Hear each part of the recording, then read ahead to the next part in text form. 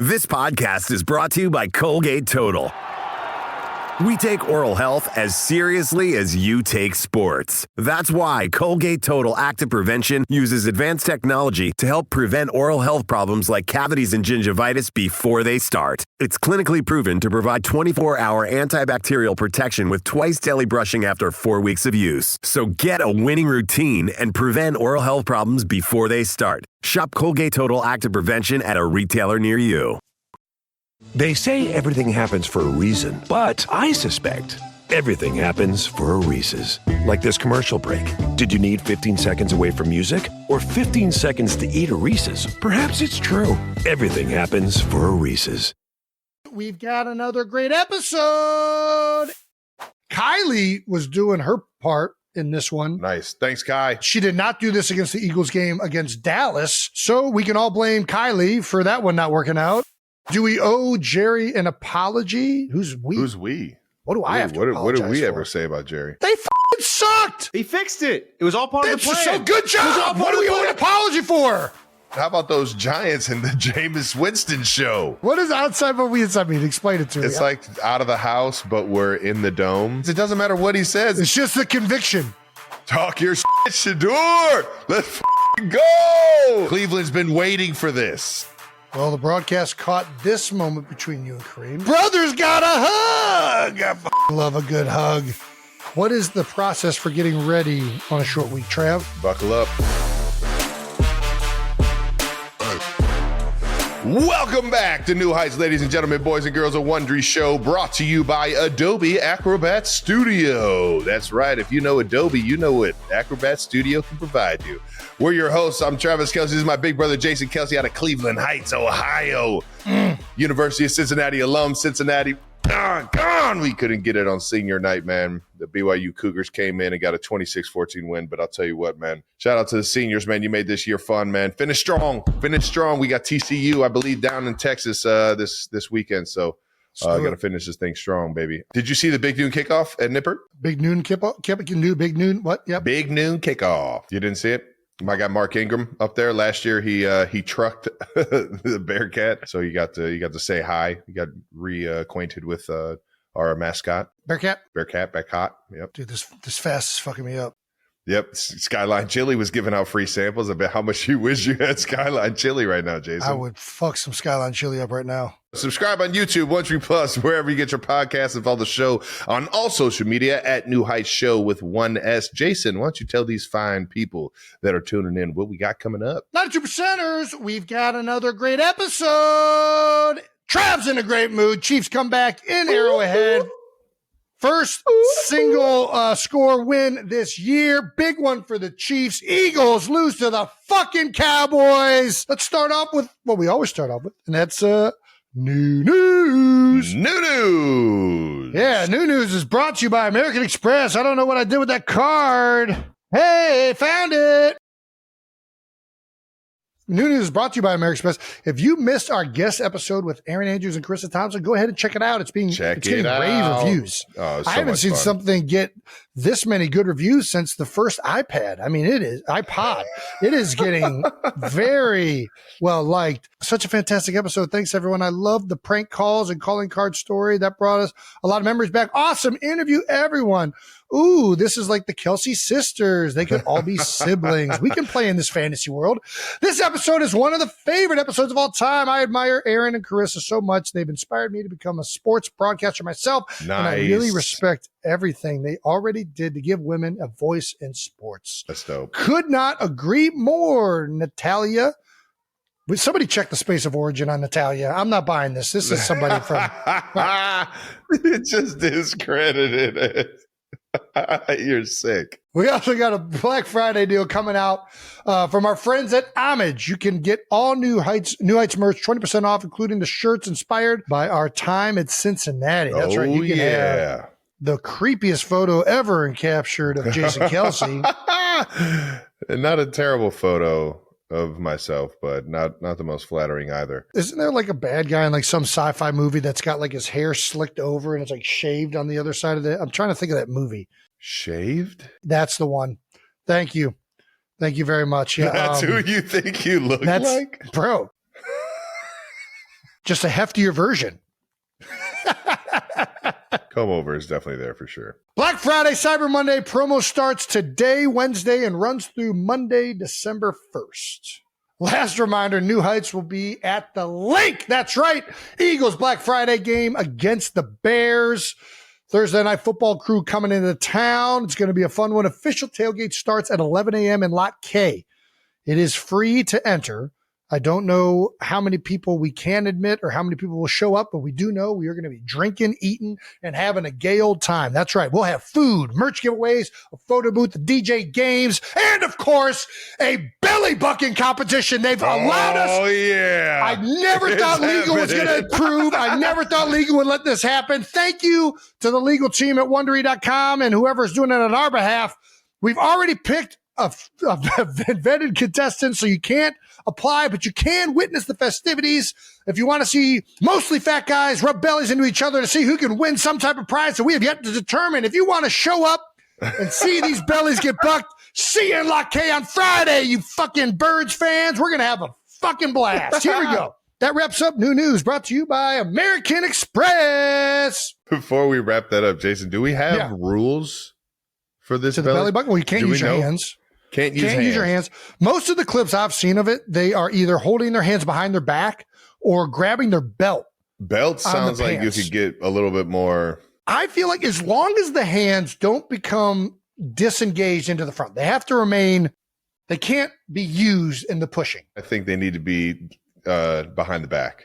Nah, I used to, the only reason I'm against behind the back is because I used to have to pass block. They would do drills where you have to hold your hands behind the back. And I thought it was the dumbest fucking thing in the planet. It has nothing to do with balance. Yeah. I get not having your belly bucking isn't the dumbest thing in the planet. Well, first of all, how dare you, sir? This is a athletic feat.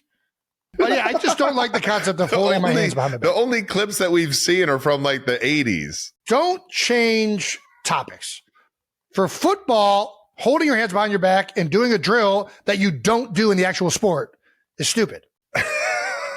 For belly bucking, I'm all about proper force production. As long as those hands aren't involved, I don't give a fuck what you do with them. You can stick them up your ass. That's the I thing, don't give though. a You fuck. can kind of get a You little can go bit. like this. You can be belly bucking like that. I don't give a flying fuck. As long as those hands don't get engaged in the pushing, we're allowing it. I'm the official. Travis, you won't be at this tailgate. You'll be playing football and making millions of dollars. I will be at the tailgate drinking beers and watching fat guys bare bellies. All right. God damn, wait, that's hold on. Wait. You just raised a good point. Travis, you play Thursday. This is Friday. What are you doing? Oh, hold on. We didn't even talk. Wait, Travis, hold on. You what? You play Dallas. Wow. You fly back. You Thanksgiving.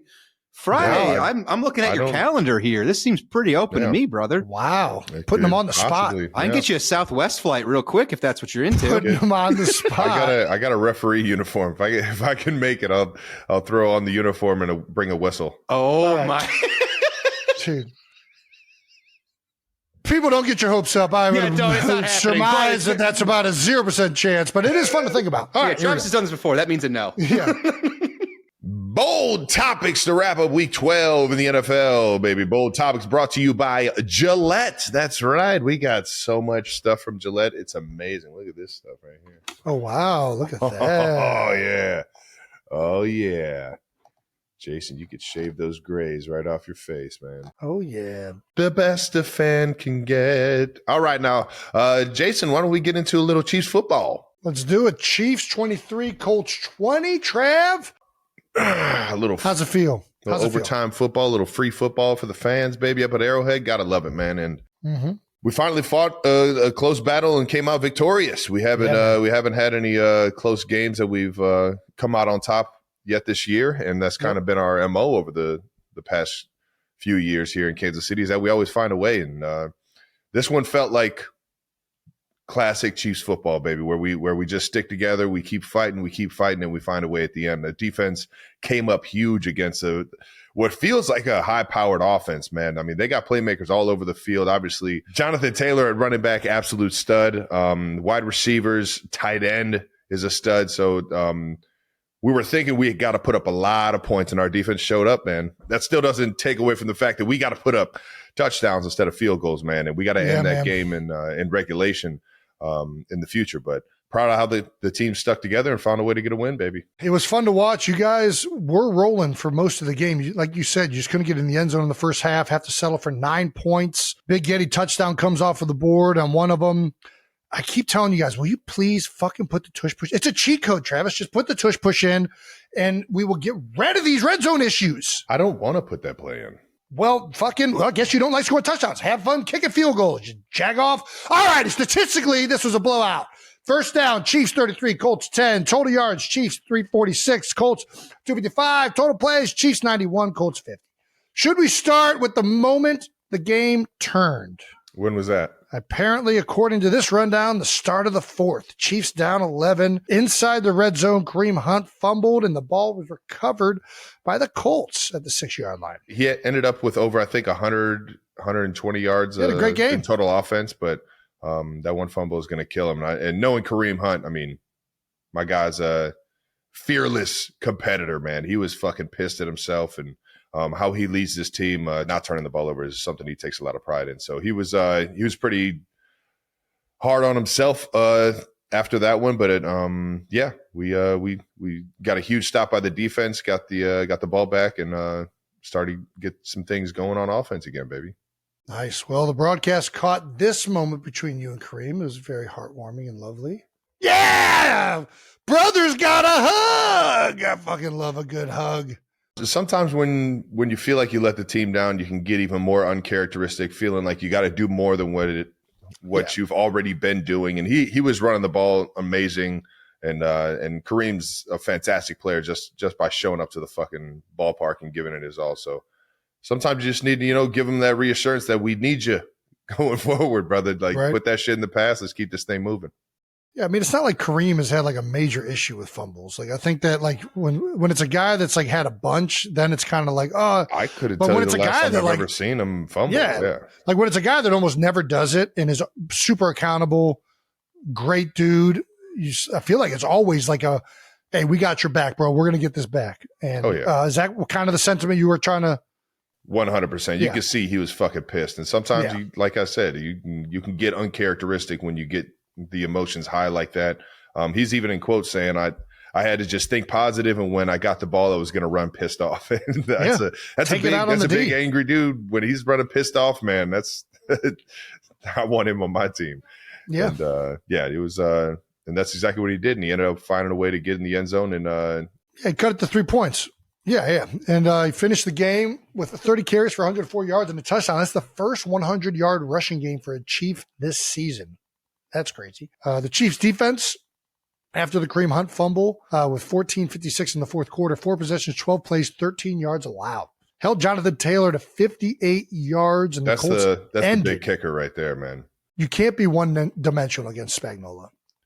He is going to take away whatever you do really well, and he's got all of the tools within his repertoire to do it, and he's too good of a coordinator. And I think Jonathan Taylor is one of the best players of football, period, not running backs. Like, he's the best football players in the NFL. 100%.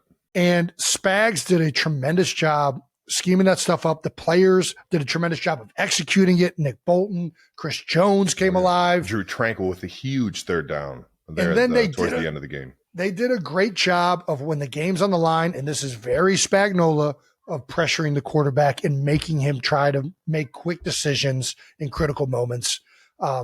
It was vintage Spags in the most meaningful way. Rashee Rice finished with 8 catches for 141 yards, including a big catch in a meaningful moment. It felt like he was coming up with every single big play for us. Obviously, Xavier Worthy with a huge one late in the game. But Rashee over the middle, he's just an absolute beast, man. And he's hard to tackle, man. He's a strong dude, and the more we get that guy the ball, I think more of this offense gets in the end zone, man. And those two guys, Noah Gray, Rashee, man, love those guys for what they're putting in right now. And huge outcome for this offense. I love it. Post-game interview, Mahomes called this game do or die. Is that the way? It had to feel that way. If you don't find a way to claw back in this one, that the playoff chances are slim. I mean, I said something similar and kind of backtracked last week. I think you have that sense of urgency that shit needs to get handled. And, no doubt. And without a doubt, I think Mahomes having that mentality going into it helped channel this team's work ethic throughout the week for sure. Yeah, it's weird. As a player, I always hated the term like must-win games. Is this a must-win game? It's like they're all every fucking hey, what game are we is talking a about? goddamn Yeah. must-win game. And like, oh, we're already in the playoffs. Well, no, we're not in the playoffs. We're trying to get to the playoffs. But I mean, the sentiment is there, and I think that it felt like coming into this game, like this was the time where the Chiefs have to get it going. They have to make it happen. Otherwise, it's going to be hard to get into this thing. And you guys did against a very good Colts team that has been red hot all year long.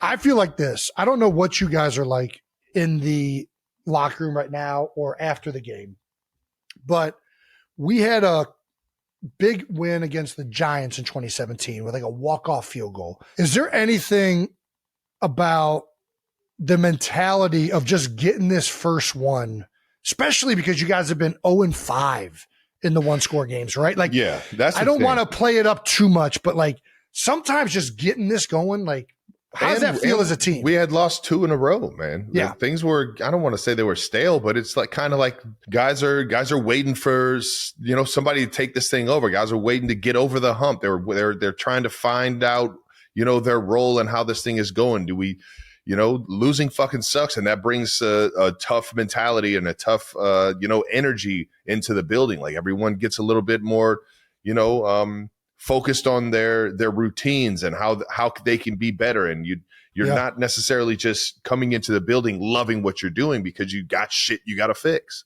Yeah. So it's like, it was a little stale, but getting over that hump, finding a way to win a tight football game like this in overtime against a good football team.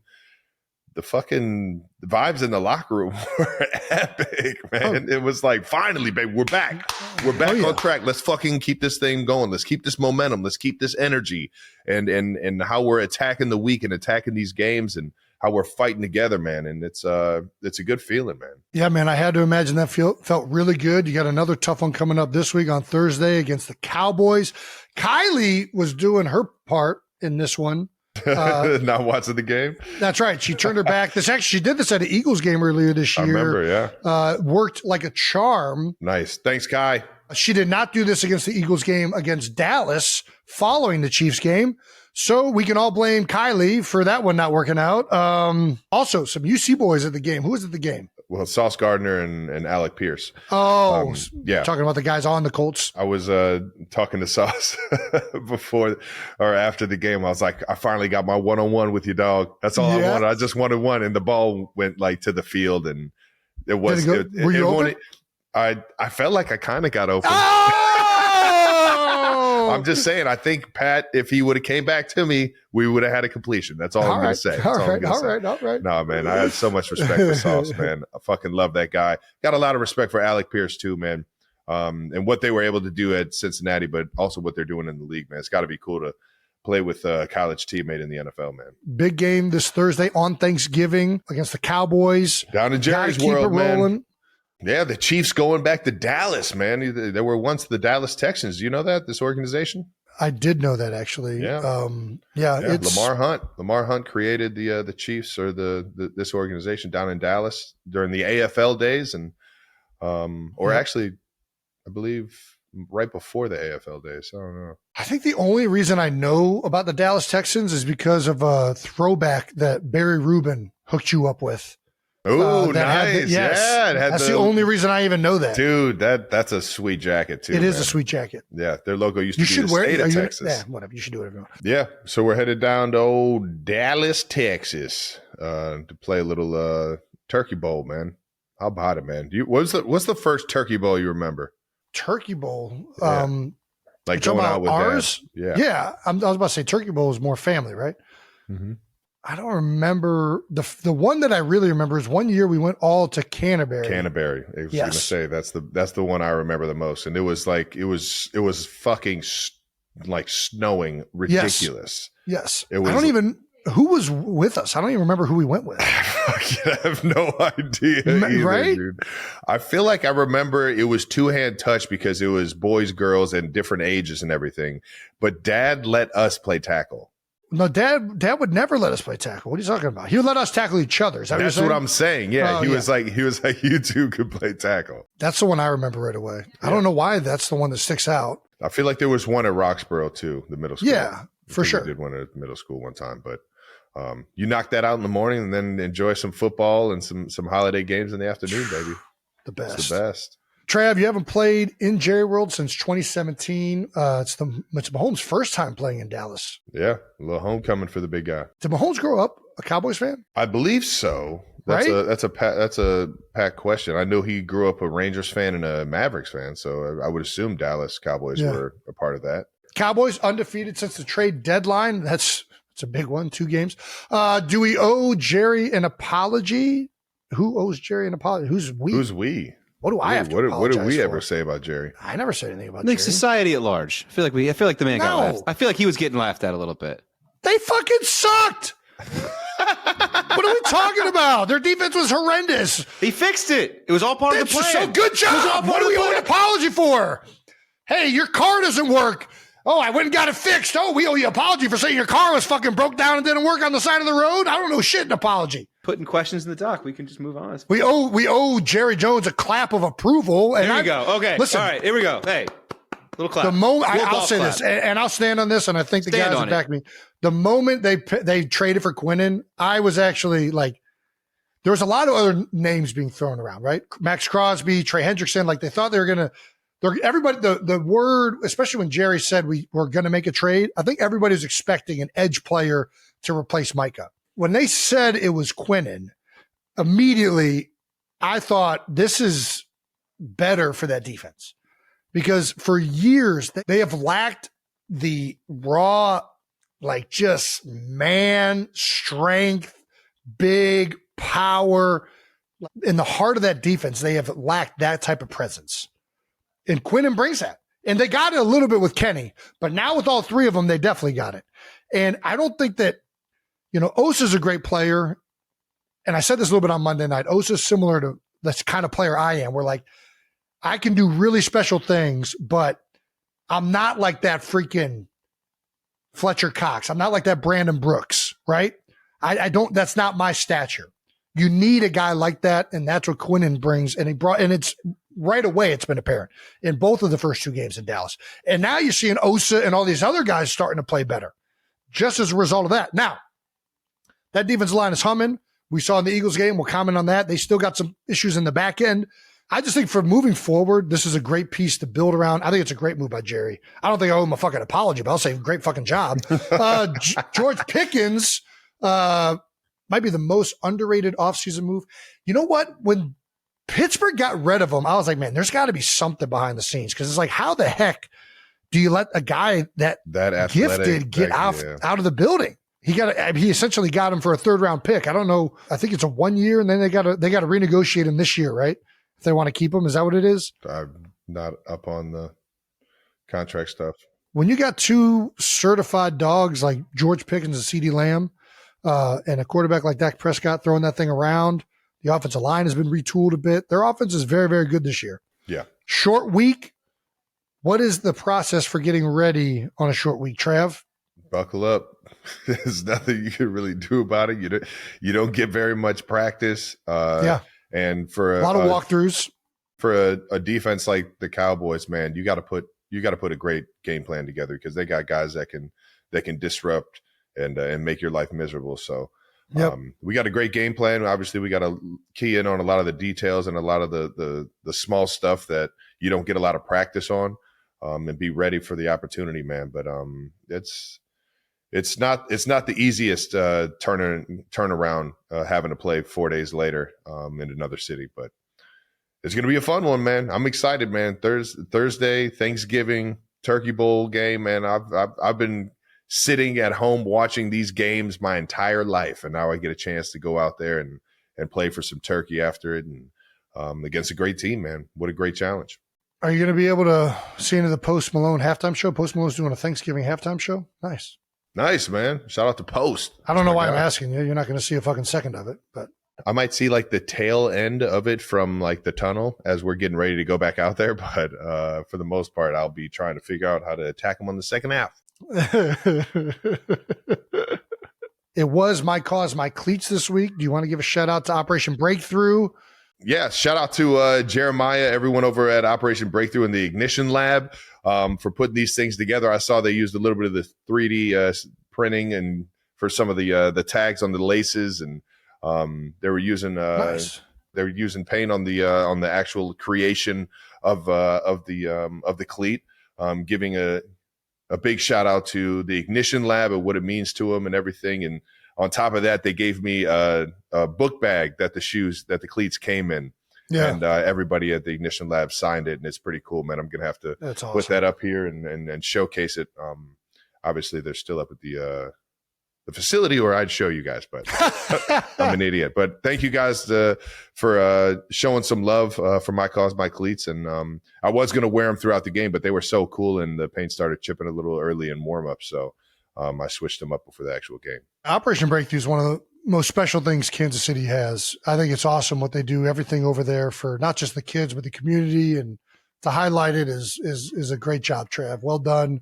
And well done to everyone who made those cleats. And so cool. Very cool. Let's move on to some Eagles Cowboys action, man. This was a tough one for the Birds, up 21 and lost 21-24 to the Cowboys down there in Jerry's World. Not a fun one to watch, I can tell you that. Jason, what the fuck happened? Well, got out to a good start, 21-0, and then allowed a team to come back for the first time in, I think, like 90 games. I think the Eagles were 90-0 and 21-point leaded games. Really frustrating game. You know, and listen, Dallas was playing well all game long. I know we came out and it looked really good, 21-0, but they had opportunities in the first half. We get a big interception in the red zone. I don't know. I've heard mixed things on like the blocked punt.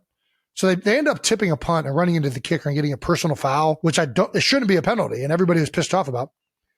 But then somebody said, I saw it somewhere in the internet, that somebody said that he hit the punter in the head.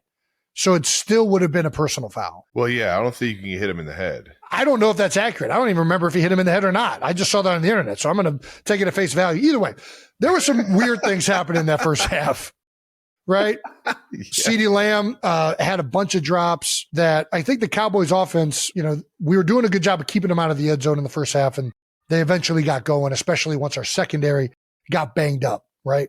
Yeah. But yeah, man, you get up to a 21-point lead, you can't allow somebody to crawl back like that, right? Like, especially as an offense, like all you got to do is just run the ball, maintain like time of possession, like don't give them an opportunity. Easier said than done. Yeah, the defense is kicking themselves too, but against the Cowboys with that kind of high-powered offense, you got to seal that deal on offense, in my opinion. And I know everybody, it's very fashionable right now to blame Kevin Patullo and the play calling. The passing game felt like it was pretty good in this one. AJ had 8 catches for 110. Dude, they came out and guys are moving across the ball. I don't pay attention to half the stuff, but the first touchdown, AJ catches it in a seam or a post or whatever the fuck that route's called, and it looked pretty damn good. So I thought that the passing game and some of that stuff felt like it was working, and guys were open when I watched the tape. You didn't get into passing concepts over your 13-year career? Here's what I don't know. So this is what on the AJ route, he beats him inside and he kind of bends it towards the post. I don't know if he's running like a seam and the ball just kind of carries him in there, or if it was like a true like post. All right, nice. So that's where I'm like George Kittle. I did a play with Brock Purdy where he's attached on the line and he just outruns the linebacker to the front pile-line, right? Yeah. It's not a corner. It looks like a fade, but like he's all the way attached. Like, is that a fade from an attached position? I don't know what the fuck you call that route. I know what I'm talking about, but I don't know what the name of it is. Do you know what I'm talking about? Like you just run straight to the pile-line. I thought I was following you. I don't know which play it was. So 2x2, double wing right. Yep. In your terminology. Was he looking over his right shoulder or inside shoulder? Inside shoulder. So he just is attached. Oh, it's a fade. Brock Purdy checks the play, right? Because he knows he's got the matchup with George and the linebacker one-on-one. And he... Inside fade, yeah. He just releases kind of up into him and then just fades to the pile-line, and it's right over the inside shoulder. Dude, you know ball. You're a ball knower. You know ball. You just got to trust it. I'm like, that looks like a fade, but I don't know what the fuck that's called. Your knowing ball skills. You're going to trust your inner Swami and just, perfect. Just send it. Inside fade, baby. But can you run a fade? You can run to me, I've always thought a fade was like an outside route. You can run a fade from anywhere? Anywhere. Inside fade, yeah. Good to know. All right, perfect. Anyways, back to this game. The passing game, I felt like guys were open and it looked good. The thing that is really hurting this offense right now is the run game, right? It has not been clicking for the majority of the year. It's multifaceted. The offensive line has been banged up. There's been guys in and out. Lane Johnson is now out of the lineup again for a second time, and hopefully we'll get him back for when it really starts meaning a lot. Yeah. Landon Dickerson got banged up earlier in the year. Cam Jurgens has been in and out of the lineup. It's been hard to build cohesion as a unit. A lot of this, I think, will get solved if they can stop it with the penalty. If they eliminate penalties, and we can all be more on the same page. And I think right now it's really hard to do that when there are guys in and out of that lineup as frequently as they have been. I know that they are frustrated. I can imagine that. I know Landon Dickerson said post-game, and he kind of tried to clarify it a little bit, I think, on Tuesday. But after the game, he made a comment about Dallas playing more of a 5-down front than they were expecting. Yeah, they were in the penny front for a while. But they had done it the previous 2 weeks. And like, listen, this happens. You come into a game, you're expecting a defense to play you a certain way, and that's kind of what you prepare most for. And then all of a sudden they might do something different.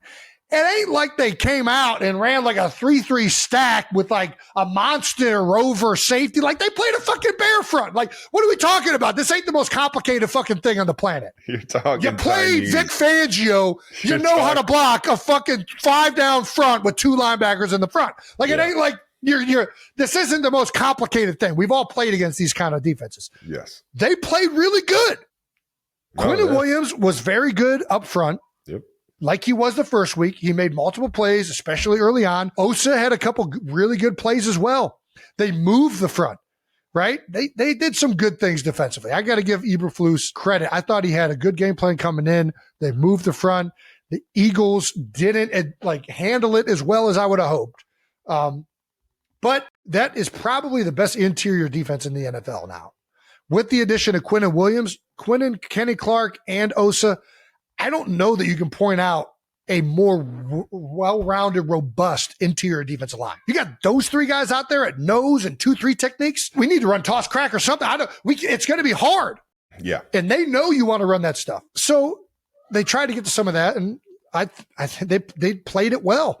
They jet the gap on one of them where Cam's trying to block back with a guard tackle pull, and he gets its penetration into the backfield and disrupts the play majorly. That's one where all of a sudden that happens. It's happened to me. I remember playing the Dolphins. They jumped down into a bear front, and typically on this counter play, it would be guard tackle pull, and I would block back on the 3 technique. All of a sudden, Christian Wilkins jets the gap, and I whiff, and he screws the whole play up. We're in 4-minute mode. We get back on the ball. We call the same play. And I tell these guys, listen, Cam, you block the 3 technique. I'll pull for you. We adjust, get a big hit, right? These are things that happen as the game's going on. It's like, dude, I'm not going to do that. This is a stupid situation. We're going to solve this right now. Hey, you block the 3 technique. I'll fucking pull. How about that? Fuck these guys. Fuck these guys. Yeah. Fuck me, no fuck you. That's one of my favorite things Stouts ever said. Outside of the run game, the other thing that killed this team, and really the ultimate thing that killed them in the second half. Oh, back to the counterplay. Sorry, my fucking fasted brain is all over the place. It's going. It's fun to watch, though. You see them adjust. The guys they're slanting the front. They're playing physical jet rushing when they're in that 5-down front. The end does a great job on one of them of crashing down and condensing the hole. You'd like to see the tight end go around it when that happens, but easier said than done, right? You're coming in expecting to insert inside. You're told swab unless. What's a great counter if the end's bending like that? To you. The end around. The naked. End around's great. What's another good one? The naked. If you're the tight end and you want the ball, what's a good one? Slip the tight end out on the backside like he's going to come back and whack the end, and you just keep running. They call that play. They hit Dallas Goedert on one. It gets all the way down inside the 40-yard line. But it gets called back because I don't know who's right or wrong, but Matt Pryor is eligible, and him and AJ are on the ball to that side. So illegal formation, right? He's covered up. That hurts. But that was a great adjustment. I'm like, they knew it. I know for a fact they got on the sideline. They said, hey, this end took away that play by crashing down. And they're like, hey, this play's here now. And they fucking call it. They hit it big, and all of a sudden it is brought back. The penalties were frustrating. The turnovers at the end of the game were extremely costly. And before you know it, you allow a 21-point deficit to be crawled back from, and you lose to the Cowboys. And yeah, it's tough. You're sitting here like twiddling your thumbs. Like, how the fuck did we just let this happen? And it's a frustrating feeling. I come away from that game thinking good, to be honest with you. Really? I really do. I think that the passing game looked better. AJ and Devontae got going. I think that that's a very stout run defense, and it's going to show itself the second half of the season. I know they weren't very good the first half. I think it's going to be hard for a lot of teams to run the ball against these guys with Quinnen Williams in there now. And I think that this offensive line, as it continues to get the reps together, they will block better as a unit. They will communicate better as a unit. And I think that will make a huge difference in a lot of the ways these plays get executed. I really believe that. And defensively, they lost Makuba, Adoree Jackson went out, and Reed Blanks. They lost 3 of their starting 4 DBs in the game. It's tough. It's a tough one to overcome. So I feel confident about the Eagles moving forward. Can't wait for this Black Friday game. I'm about to say, Bears coming into. Did I just do the whole rundown on the Eagles? You did. It was great. It was fantastic. Listen, this fast has got you taking over the show, and I absolutely love it. Okay, I'm sorry. My brain isn't working anyway, so this is great for us. Bears, short week. Does this actually help them in this scenario? I don't know how a short week could help anybody in a scenario like this. I'll be curious. I would say maybe. I feel like short weeks always help older players. And it's conversely to what you would expect, because like older players don't recover as well. I always felt like I could go into the game with less practice reps, right? Like I didn't need to see a 5 down front in practice. I know how to fucking block a 5 down front. Yeah. So just let's get to the game day. I would rather them have problems being less prepared than me. I think that they're playing a coordinator in Dennis Allen, who is very different from Matt Eberflus. And Eberflus played a 5 down front. Historically speaking, doesn't mix it up a lot. You might have your wrinkles. He's going to move the front, but they're a cover 2, cover 3 defense, zone. Like it has been the same way since he was in Dallas with Rob Marinelli. And this was a new wrinkle for them where they got to that a little bit more than they usually do. Dennis Allen will mix it up. He will do something very game plan specific, very unique to what he wants to do to stop the Eagles. It was a new wrinkle every time I played him, right? Yeah. One year they're lining up in an underfront and they're slanting back to an overfront. One year they're doing a slot pressure and safety edge. Another year it's zero pressure. Another year the linebackers are doing more of a cross dog. Like you really need to be ready for all of that. Yeah. That does concern me a little bit with the short week, because ultimately you're going to have to adjust in this game. Yeah. And these guys don't have a lot of time on task together still. I'm assuming it's going to be the same crew with Fred, Steen, and Cam. Hopefully those guys can continue to build off of last week. Well, I mean, the Bears have the 28th ranked rushing defense in the league. And you guys got a bunch of big boys up front and 2 at in the backfield. So let's fucking go, boys. There you go. Time to go. I mean, I don't know what to tell you. And listen, they have, in my opinion, the best offensive line coach in the NFL, and Jeff Stoutland. And I know that it is eating him to death that it ain't panning out. Sometimes you need one. Just like you guys, you just got your one. Sometimes you just need one. Let's fucking go, boys. Come on. You're fired up. You're fired up. Well, that does it for some Eagles talk. Let's get to the rest of the league, shall we? Keep it in the division. How about those Giants and the Jameis Winston show? Jameis Winston show. Come on, let's play that clip. Oh, baby. Just started off with the pregame speech. Hit it. Hit it, Brandon. We outside, but we inside. Come on. We outside, but we inside. Come on. I want everybody to go outside of their boundaries and do whatever it takes to pull a win. Come on. We got to be desperate for greatness. Desperate for greatness. Come on. How bad do we want it? Let's find out. Here we go. Let's go. Let's get it. Family on 3. 1, 2, 3. Family. The thing is he gets... What does it mean? What does outside but we inside mean? Explain it to me. It's like out of the house, but we're in the dome. You know what I mean? Like we're outside, but we're really inside. I got you. Dude, it's electric. And the thing is, it doesn't matter what he says. It's either you're eating dubs. It's just a conviction. And he sends it, man. He sends it and he gets everybody to fucking rally behind him. And then he fucking goes out and makes one of the craziest plays that I've ever seen. Hey, by far, one of the most electric. It was like cinema. It was like from the beginning of the play to the end of the play to the fucking zoom in of the camera best. In the end zone. Philly special action. Fuck it.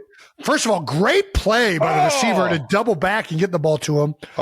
Breaking a tackle. I mean, dude. The finger roll at the end and the zoom in of the cam. Hey. Shooting dice. Look at everybody doing it. Like, this looks like it's like a Broadway play. Go back. Like, this looks like a scene out of basketball. Cinematic. Like, everybody's in on it. Like, hey, like, dog. Like, look at the linemen. Like, what the fuck? Did these guys practice this? Everybody's hitting the body roll, baby. Listen, man, there's just some guys you just love playing for, man. I know. I do. For me, Vince Young was one of them, man. Dog, I didn't give a fuck what happened. I love playing with Vince. He was the best. Fucking great play. Jeremy Shockey? Who was that? Shout out to freaking Mike Kafka. The Fighting Kafkas, baby. For the great play design. Oh, yeah. Way to come back to the ball. This guy's a Barnes? Player, man. I feel Barnes has got to be fucking pissed off at himself after that one. 100%. Electric, man. Shout out to Jameis. They almost pulled it off, dude. If you would have told me before the game the Giants might beat the fucking Detroit Lions, I'd be like, you're fucking out of your mind. I love Jameis Winston. God damn, that's fucking. I'm so kind of upset that Jackson Dart's going to start this week that we don't get to see another version of this. Like, I hate saying that because I like watching Jackson Dart play too. That's what I'm saying. It's like almost like 1A, 1B, but it's still. I don't care what quarterback is playing in the NFL. I want to see Jameis Winston. I want to see the experience. I don't know what you want me to say. I want the Jameis Winston experience every week. Jason, would you rather see fucking Tom Brady or Jameis? I want to see Jameis. I don't fucking care. That's the greatest player that ever played the game. I don't care about that one bit. I want to be entertained. That's fucking electric, man. It's the best, bro. God, that was awesome. Shout out to Jameis, man. Talk your shit, Shedeur. Let's fucking go. My dog goes in, gets his first start. This up. Stop gets his first start, gets his first dub. Let's fucking go, man. I mean, it was against the Raiders. The 45th starting QB for the Browns since 1994. And got the win over the Raiders. First Browns QB to win in his first official start since 1995. Cleveland's been waiting for this. I cannot wait to watch this week. That is for damn sure. I mean, Raiders not playing the best right now. Just fired a former coach of mine and a guy that I love, Chip Kelly. They've been struggling offensively. They can't get a lot going. But listen, Shedeur made some pretty good plays. He had the huge rolling out throw. Big time plays, yeah. Ryan Clark said this, which I thought was really good. So I'm going to steal it. Ryan Clark said, in one game, Shedeur showed them more than they had seen really in any of the games with Gabriel, right? Like 100%. You at least, and that's not a shot at Gabriel, it's just the reality of it. Like they had at least a big play. It wasn't like he was out of this world. Like he was like, what was he, like 11 for 20 or something like that? And like didn't have amazing stats, but he made a couple big plays. And for a first start, won him the game and had some pretty good success. So now we get to see it again. The Shedeur Sanders experience against the San Francisco 49ers. And the thing that's unique, I think, about Shedeur is like he don't have to be a game wrecker, probably. Like Cleveland's defense is really good. Miles Garrett literally going for the sack record this year. Miles Garrett is kind of like we got to wonder, is he a Monstar or is he a Tune? I don't know. I think he might be Monstar. Like this dude's from another planet. I don't know what the hell. Somebody came in and freaking injected some level of like Reggie Superpower. White plus freaking LT. Yeah. It's like, what the fuck is this thing, man? He's fucking way too good. No, he's a fucking beast, man. And he's got that defense playing fucking unbelievable. Anytime you can fucking have a game record like that, man. We had Jim Schwartz, who's a former coach of mine, obviously in Philly, come into camp. And I was there for one of the training camp days. And he told me in training camp, he was like, dude, Miles has like a different look to him this year. He was kind of feeling like this guy contract stuff. He had all this noise going on and everything. And I don't know, it was enough for a guy like Schwartzy, who is not quick to say that stuff. Like, he wouldn't say that unless he meant it. Yeah. He felt like this dude was on a mission this year. And right now, man, he's having a heck of a season. Yeah, he was pretty hyped when he saw Shedeur out there fucking making big time plays. Deion Sanders in the building to watch his son for the first time. Man, this was just an epic day for Cleveland fans all over the place. I know a bunch of my friends and family up in Cleveland were fucking excited that they got to see a win and got to see Shedeur go out there and ball. And he earned himself another start. He earned himself another start against the Niners this week. And yeah, we'll see. We'll see how he does, man. I guarantee you everybody's going to be tuned in, baby. No doubt. Let's go. TJ Watt passes JJ's career sacks number. That's right. Passed JJ Watt in career sacks, 115 now. TJ Watt has, which is fucking insane because he's still got a lot of football left to play. He does. JJ was on the call and had this reaction. And that is sack number 115 for TJ Watt.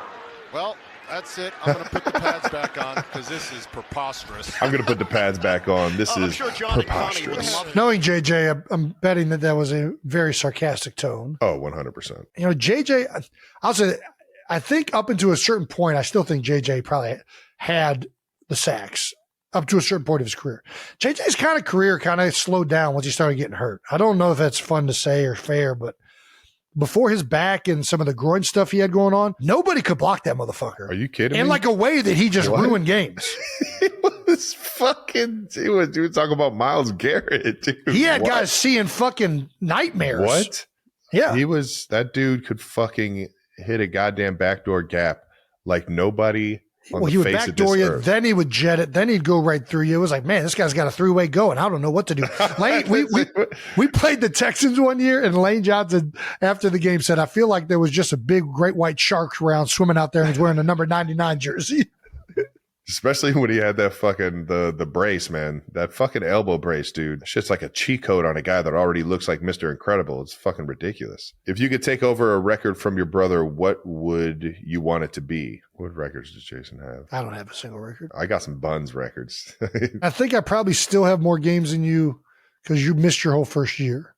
But I missed a whole second year. I don't know. I'd be interested to see who has more games. I was just talking about what records you already had. Oh, yeah, I mean, that's about the only record I own. Most consecutive games. So, most consecutive starts. Nice. Is it games?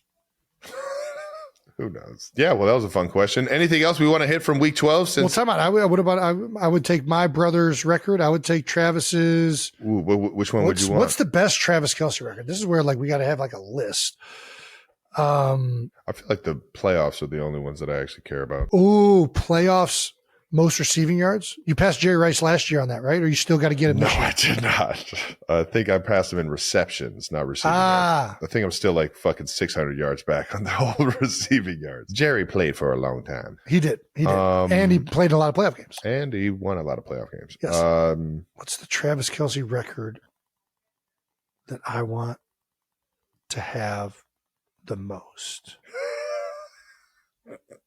I don't really care about records. There you go. Then that's Jason Kelce for you. I was waiting for it. I wish I could jump higher like Trav.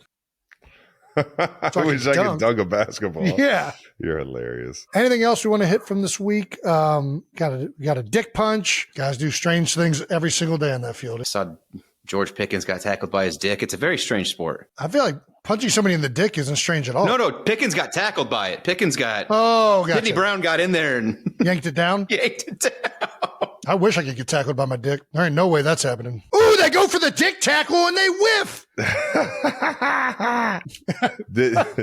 It's funny, dude. Getting tackled by your dick is different than getting punched in the dick. Yeah. Getting different. Punched in the dick will get you fined for a game. Getting tackled by your dick will just I won't even draw a flag. It's a tug, not a push. Yeah. Yeah. Roger Goodell's very specific in the rule book about this. Rams are rolling. Rams are probably the most complete football team consistently in the NFL right now. I think week in, week out, Matthew Stafford is still fucking balling. He's taking whatever Tom Brady and all these other Hollywood folks are taking, I think. You go out west, you get a little bit. He's got of that. something out there. I don't know what it is. There's some type of lotion that's keeping him young. Oh, man. And his fucking arm is still slinging like it's a fucking 18-year-old. He is fucking slinging it, man. Burrow's coming back. That's hot topic. How about it, man? Yep. Bengals getting Burrow back. Honestly, that's a quick turnaround for an injury like that, man. It's I know. crazy. I mean, they probably won't make the playoffs, but it'll probably fuck somebody else's playoff dreams up, which is reason enough, I suppose. Hell yeah. And he's a fucking competitor. You know it, man. For sure. Well, that does it for Bold Topics, brought to you by Gillette, the best a fan can get. Well, let's wrap up football with some Stamps of the Week. Stamp of the Week is brought to you by Xfinity. Nominees. All right. Who do we got? Cowboys special teamer, Elijah Clark, which, by the way, everybody keeps shouting this guy out. I want to shout out fucking Sidney Brown, who beating the fuck out of this guy. Like, Sidney Brown what for do the you Eagles. mean? He didn't get him. The guy literally made the play. Travis. Bro, this dude makes the play. I know he made the play. Yeah, rewind it. Bro, you cannot block somebody better on a fucking punt than this. What are you talking about? You can, actually. You can stop him from making the play. Travis, this is ridiculous. He decleated him, God damn it. It doesn't matter. Listen, I'll give all the credit to him in the world, but I'm also giving Sidney Brown some credit for this. This is fucking impressive as shit. Oh, no, man. I think it's kind of – he didn't finish the play. He let him get up. For Clark, that play went from like oh, man, I'm going to have to watch this on Monday in front of the entire team to now it shows how I saved the game. how much more resilient I am than the guy blocking me. That's ridiculous. That's I don't know if that's ridiculous. I think that's an absurd statement to say that it is more resilient than Sidney Brown is on this play. That is a ridiculous statement. Sidney Brown washes him down. Sidney Brown literally just because the rest of his team he literally doesn't get back into the camera. He picked up somebody else. He's not going to go catch that guy. I don't know. All I know is just because somebody else holds him up. When you're a gunner and you're one-on-one, that's your guy. Oh, you did punt return? I mean, I've been in special teams meetings. So have I. And I think every special teams coach, let's have special teams coaches weigh in. Is that a good block on gunner? I would love to hear that one.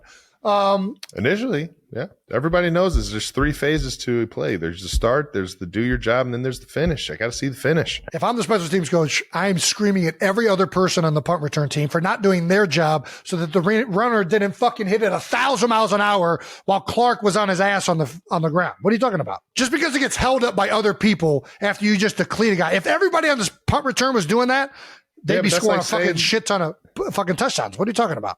So just because you got him on the ground, the play's over? Play's not over. No, the play's not over. Oh. All right. Still a good block. Yeah, it's a solid start to the play. All right. This is the dumbest thing on the planet. I'm not talking to you anymore. All right. Tershawn Ward. Hilarious effort to get off the field to avoid a penalty. Let's see it, Turk.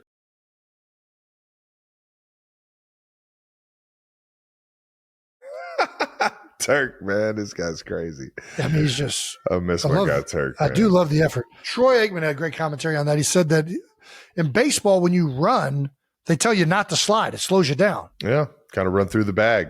Run through the bag. That's how you run faster. Yeah. Probably taking this too serious. I don't know just why. Good effort. If it was a close play, I was always diving. I just felt like my hand could get there if I launched myself. But this has nothing to do with it. You're right. He should have just ran through. No, I mean, I just love it.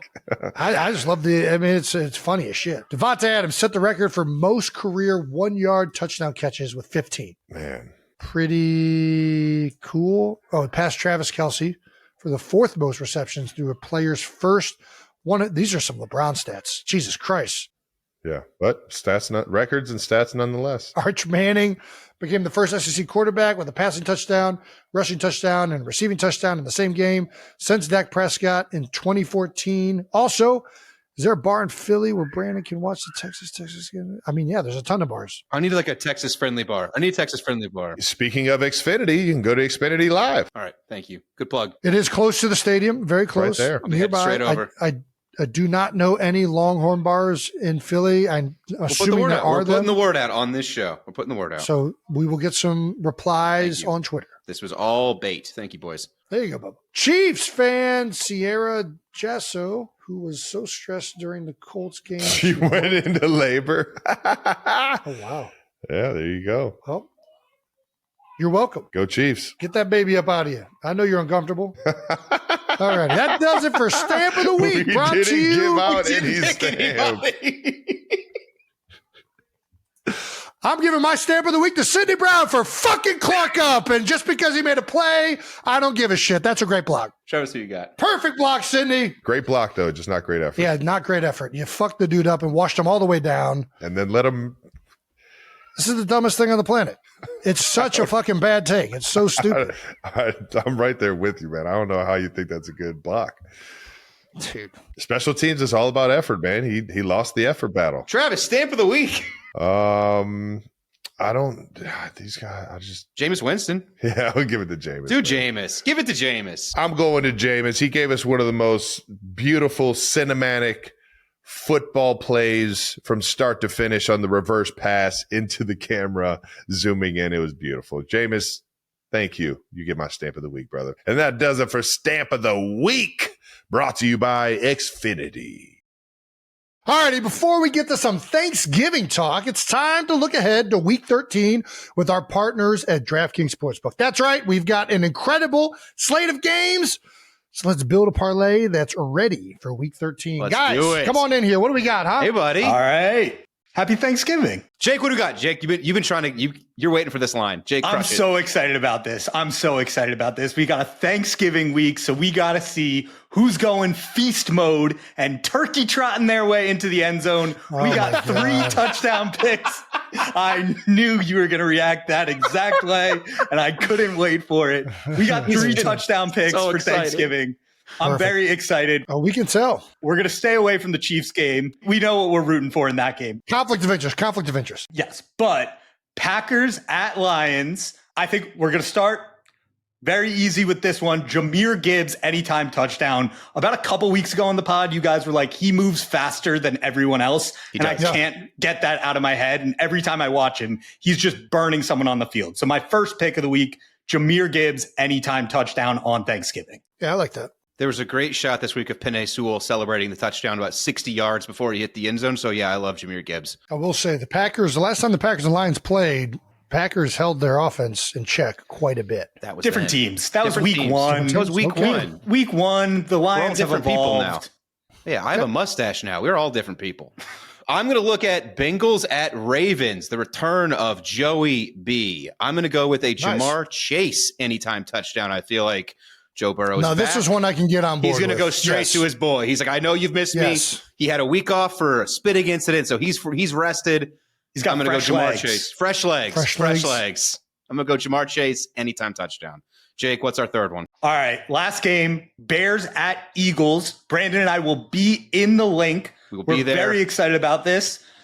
We got to back our boy, Jalen Hurts. Anytime touchdown for Jalen Hurts. He's going to get shoved into the end zone like stuffing into my mouth on Thanksgiving. I cannot wait to be at the link for this game. Jalen Hurts, anytime touchdown. Wonderful. All right. So we got the Burrow to Jamar Chase anytime touchdown, the Gibbs anytime touchdown, Jalen Hurts for a touchdown. Our Thanksgiving parlay comes out to plus 435. If you bet $10 and it hits, you win $53.50. Check out all the odds and plays over at DraftKings Sportsbook. Download the app and get in the game. And don't forget, all new DraftKings customers who bet $5 get $200 in bonus bets if their bet wins. Get in on the action with DraftKings. The crown is yours. Electric. Well done, guys. Gambling problem? Call 1-800-GAMBLER. In New York, call 877-8-HOPE-NY or text HOPE-NY 467-369. In Connecticut, help is available for problem gambling. Call 888-789-7777 or visit ccpg.org. Please play responsibly. On behalf of Boot Hill Casino and Resort in Kansas, pass-through of per-wager tax may apply in Illinois. 21 and over. Age and eligibility varies by jurisdiction. Void in Ontario. Restrictions apply. Bet must win to receive bonus bets which expire in 7 days. Minimum odds required. For additional terms and responsible gaming resources, see dkng.co/audio. Limited time offer. Let's keep this thing moving and get into a little Thanksgiving since it's literally tomorrow. How about it, Jason? Are you ready to host the crew? We got a lot of Whitworths coming in. We got Kylie's family. We have 4 kids. So I'm gonna have to be wrestling these kids. I don't know. There we go. That's what I'm talking about. All fours. Get on all fours. Just start wrestling. It's going to be a long day. Start wearing them down. Marcus Spears and I agreed to do a fast. I'm about for what? Just you agreed to do it during the holidays. This is what happens when you retire. You fucking do stupid shit like this, and I'm agreed to do it. And then it's over tomorrow morning. I'm not gonna do it for Thanksgiving. I'm gonna eat my face off on Thanksgiving. Nice. I just feel bad about myself because I was at Disney World and ate a bunch of freaking egg rolls and a bunch of like other things that probably aren't the best for Dole Whip and all these. Then I went to Wisconsin and shoved a prime rib and an ice cream drink down my face and wings, and the weight's been going up. So yeah, we're going on a fast. I'm about 36 hours in. Just the smell of food. What do you do? All right. So what is the fast? You're just not eating? Do you know what a fast is? No, I don't. I've never entertained myself to know what fasting is. So you're literally not eating? That's what a fast is. Yes. And this is supposed to be healthier than eating food? I think if you don't eat food for long enough, it becomes unhealthy. But apparently if you do it for the right amount, it's healthy. I don't know.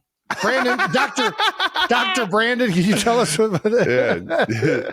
a lot of social media and podcast experts have been how long you been doing this fast? PH tough. How long? I started at 11 o'clock yesterday. So you're just doing like a morning 36 hour, 48 hour fast? 48 hour. Yeah. I don't think you get 48 hours. Yeah, that's okay. Yeah. That's like a reset. Yeah, that's fine. You just said you were 36 hours in. I thought I said whatever. Yeah. Yeah, that's just you're unplugging it, plugging it back in. You're doing exactly what we've said for 4 years. Like that's a great reference. I'm unplugging it and plugging it back in. I'm not plugging back in though. I'm jamming it back in. Oh, thanks. It's like I have to try and I've just been having so much caffeine and other things to try and distract me. I love you guys are fasting right before Thanksgiving. I mean, you'll have a fucking awesome Thanksgiving. You'll be fucking starving. I might eat a whole turkey by myself by that point.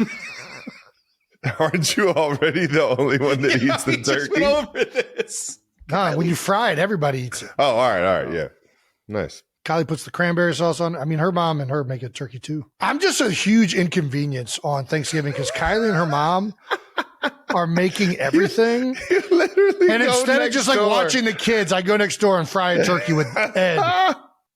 So for an hour of the day, I'm just completely useless and making an extra turkey that we don't need. Have you gotten the turducken yet? We did. Turducken is in. Oh, yeah. No idea how to cook it. Can't fry it? Nope, can't fry it. It's because of the stuffing? Because it's stuffed with a duck. I would assume it's kind of too big to put in the fryer. Well, the bird's the same size. I just think because there's multiple things stuffed inside of each other. Everything's better fried. You can technically deep fry a turducken. Not recommended. Oh, okay. Difficult to cook evenly. It'll be fun to have the Whitworths in there and have some fun over there on Thanksgiving, watching some football. It will be. I'll be playing football and then on a plane back to Kansas City. So I'll probably miss a Thanksgiving meal unless we win and I get some turkey on the field. All right, now. Hey, yo. The New Heights team made an official New Heights Thanksgiving seating chart, and quite the edit here. Which table are you going with? What table are you sitting at, Jay? Man, I'm probably going with 3. Nice. All right. Well, I like my table. My table's great. I mean, you can't go wrong. These are all guests of the show. Yeah. Yeah. This is awesome. Are you kidding me? Dion and Will Ferrell? Fuck yes. Give me Jalen and Shaq. I mean, the Q Dogs, I'm with it. Like to hear you 92%ers say who's got the best table. And last holiday thing, bringing back the New Heights Holiday Film Club in December. That's right. You get to hear the best movie critic in the land. That is Jason Kelsey. Last year we did Love Actually, which I don't think Jason is on board with it being a Christmas movie, but we also did Christmas Vacation with Kylie, which is always a fun one to watch. What movies do we want the 92%ers to vote on this year? We did Christmas Vacation with Kylie. I don't even remember doing that. Yeah. Shitter's full. Shitter's full. Man, should we do I like Home Alone's in there, man. I'll always watch Home Alone. This is just for the 92%ers to vote on though. Home Alone, Wonderful Life, What's the Holiday? What's the holiday? Grinch is great. Ooh, Jack Black. Big Jack Black fan. 4 Christmases. I think we should just do 4 Christmases. Man. I mean, 4 Christmases is fantastic. Ernest Saves Christmas. God, that's an old one, but I don't know if I want to. I'm all in on Ernest. Ernest still gets me going. Does he really? Oh, fucking, I love Ernest. I love the Halloween one the most, though. The Halloween one's the only one. That shit used to Trolls? give me fucking nightmares. I got terrified. Are you kidding me? Have you shown the girls that one yet? I don't think we have now. Do you want to pick 4 or you want to just pick 1? I say 4 Christmases if we're going 1. 4 Christmases, Ernest Saves Christmas. What others did we say? Home Alone. The Grinch is my favorite. It's the best. So, yeah. It's the best Holly. It's a true Christmas story, unlike Love Actually. It actually has to do with like the spirit of Christmas and why it's important. All right, we'll throw the Grinch in there. Hey-o, Home Alone, The Grinch, 4 Christmas, and Ernest Saves Christmas, which is a classic from our childhood, and the Ernest movie series. Let us know which one you want us to review on the New Heights Holiday Film Club in December, baby. And that does it.